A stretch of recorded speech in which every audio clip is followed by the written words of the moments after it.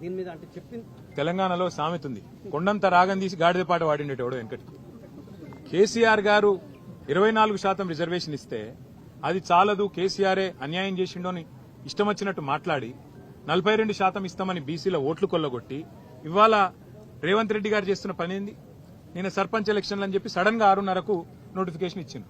అందులో చూస్తే ఇప్పుడే మా గౌరవ శాసనసభ్యులు రాజేశ్వర రెడ్డి గారు, మా ఎమ్మెల్సీ శ్రీనివాసరెడ్డి గారు, మాజీ ఎమ్మెల్యే ధర్మారెడ్డి గారు చెప్తున్నారు, కొన్ని మండలాల్లో కనీసం ఒక్క ఊరు కూడా లేదు బీసీలకు రిజర్వేషన్లో. ఇక ఇంతకంటే అరాచకం, ఇంతకంటే కిరాతకం ఏదైనా ఉందా నాకే తెలియదు. మరి నేను ఇంకొక మాట కూడా అడుగుతున్నా, 42% అని చెప్పి కులగణన అని చేసి దానికి 160 కోట్లు ఖర్చు పెట్టి దానికి మళ్ళీ రాహుల్ గాంధీ కితాబులు ఇచ్చి ఇది రేర్ మోడల్, రేర్ అంటే ఏందట అంటే రాహుల్ రేవంత్ మోడల్ అట, రేర్ మోడల్ అని పెట్టి దానికి కాంగ్రెస్ వర్కింగ్ కమిటీలో తీర్మానం పెట్టి ఓహో రేవంత్ రెడ్డి ఆహా కాంగ్రెస్ అని ఊదరగొట్టి ఇలా పీకింది చివరికి. ఏం చేసినావు? 42% రిజర్వేషన్లను నమ్మబలికి బీసీల ఓట్లు కొల్లగొట్టి ఇవాళ 17% పరిమితం చేసినందుకు ముందు రేవంత్ రెడ్డి 2 చెంపలేసుకొని బీసీలను మోసం చేసినందుకు క్షమాపణ చెప్పాలే.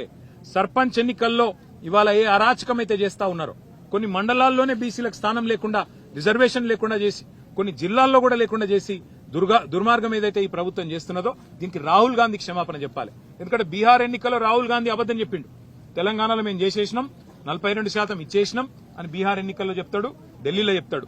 అందుకే తెలంగాణ గల్లీల్లో ఉండే మా బలహీన వర్గాల సోదరులకు నా ప్రార్థన, దయచేసి కాంగ్రెస్ పార్టీ మిమ్మల్ని ఏదైతే నమ్మించి గొంతు కోసిందో బుద్ధి చెప్పండి.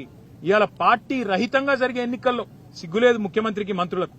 పార్టీ రహితంగా జరిగే ఎన్నికల్లో పార్టీ పరంగా రిజర్వేషన్లు ఇస్తారట. ఆ ఎన్నికల్లో పార్టీ గుర్తే లేకపోయా, అసొంటప్పుడు నువ్వు పార్టీ పరంగా రిజర్వేషన్లు ఆడికెళ్ళిస్తావు అంటే నమ్మితే ఇక ఎన్ని అబద్దాలు చెప్తారంటే వాళ్ళకు నిజంగా వాళ్ళ నోర్లకు మొక్కాలే. మళ్ళొక్కసారి ఇవాళ వీళ్ళ నిజరూపం బయటపడ్డది. వీళ్ళు ఇన్నాళ్లు బీసీల కోసం కార్చిన కన్నీళ్లు మొసలి కన్నీరు అన్నది బయటపడ్డది.